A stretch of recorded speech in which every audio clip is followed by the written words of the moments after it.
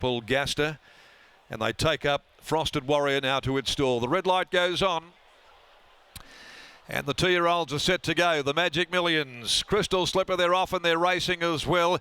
Morikawa was slow to get going.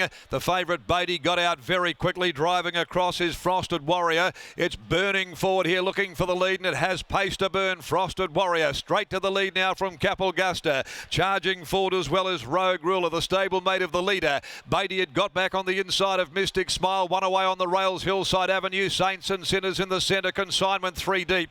A length away behind them, Lucy Red. Morikawa, the stablemate, down near the inside, followed further back then by Red Lark as they approach the turn, and last of all is Lutz Del Sol at the 450. Over on the inside, Frosted Warrior, the newcomer, joined by Capelgusta. Going up as well now, Rogue Ruler, a line of 3. Around their heels comes BEATTY. Mystic Smile put into the race as well. Further back, Consignment, Saints and Sinners. As the fave reaches the lead now, BEATTY draws a length and a half, kicks away from them. BEATTY's opening right up. Consignment sticks on down the outside, running on Red Lark, but it's all BEATTY. BEATTY wins again from Consignment, fighting back Rogue Ruler, possibly third from Saints and Sinners, running on strongly. Rogue Ruler wider out, and they were followed back in behind those when they'd pulled up. Next of all was Lucy Red, and then Lutz Del Sol, who picked off a few after being last to the turn, followed by Hillside Avenue. Well back in the field then came Morikawa, Capelgusta pulling up, and likewise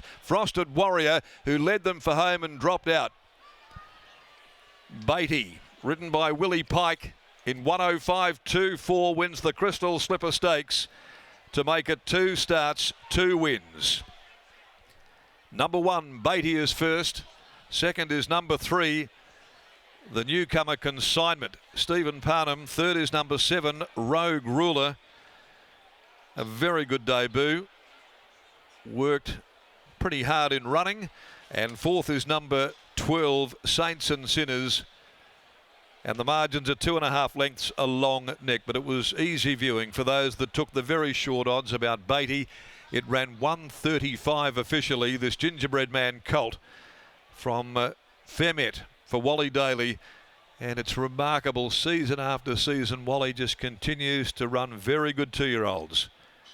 Very rarely does he ever miss out with a top-line youngster, and they've produced one out of Sean and Jake Casey's yard here very early on in the 2-year-old season that has now remained unbeaten after both appearances. BEATTY first, William Pike gets on the board. Second, 3, Consignment. Playing God, Silver War Colt, $160,000 acquisition through the Magic Millions, has run a very forward race here on debut, as has 7, Rogue Ruler, by Universal Ruler, trained by Steph Verhala, ridden by Brad Parnham. 1:37.12.11 was the next of them home in Mystic Smile, who was there ready to pounce and just needed that outing. 35.23, the last 600. The Drummond Golf Handicap over 2,100 is next at 11 minutes after 1. Take out 15, 16, 17 and 18. As we head back down now to the out, here's Lockie joining us, and with him, co-trainer Sean Casey. Thanks, Darren. A really nice win from the unbeaten colt BEATTY, and Sean Casey joins me once again. Sean, congratulations on the win. That may have even been better than his debut performance. He's still got a little bit to learn, but he's going in the right direction. Yeah, it's pretty impressive today. He jumped with the fly, and then he got his engine going, and they either slowed a bit or he just wanted to go too quick, and he got his head up a few times. So out of Willie's hands, he kept him contained as well as he could. And then on the corner, it was a case of he just had to let the fizz out of the bottle, otherwise it was going to be blowing the cap off. So, it was very impressive. As you know, it's so important for these 2-year-olds to have gate speed, but he looks to be able to relax in his races as well, even when he shows gate speed. It's a great attribute for a 2-year-old to have so early on in his career. Yeah, he is, and while I think about it, big thanks to Kershaw Cash Durran. He does all the work on this horse, and he has to put up with a fair bit for him. He's a pretty scary ride at the track, and yeah, so anyway, moves there. He's a colt. What's he like at the stables? Does he know he's a colt yet? No, the first day today, I was just talking to Christy. He was behind number 12, and he was about 10 metres behind her, and he started to squeal, and we went, oh. So we we moved him across the other side of the round yard. But yeah, he knows what they're there for. So now, obviously, he's a homebred, bred by the Daly family. Where to next for a horse like him? Not Magic Millions eligible. Does that give yourself and the team a nice opportunity to give him a good break? Yeah, but obviously we would sit around the table and think about how we go with him, whether we keep him a colt or how we go about that. But Wally's pretty cluey on all that sort of thing, so we'll just see what he thinks. Two mares in wonderful form out of your care going around later today, Angel Undercover and Memory Parade. Can both of them make a splash at an each-way price? Yeah, with luck, Angel Undercover got the same horse. I think we got the same horse we had last time. The apprentice knows him and knows her, and I think the style of his riding will suit her again. So she's very well. And Memory Parade, we're moving up to the 2100.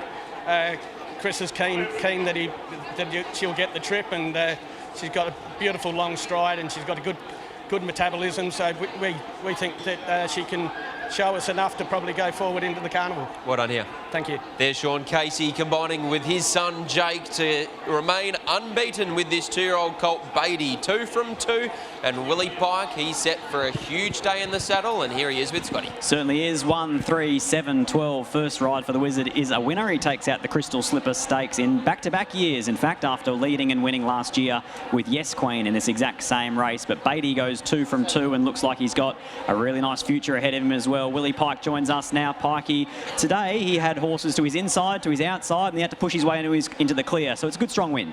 It was a nice win. He showed a lot of maturity from last start, where I struggled to get to the barriers, whereas today he was quite good. I know I got led, but his attitude in general was a lot better. He flies the start.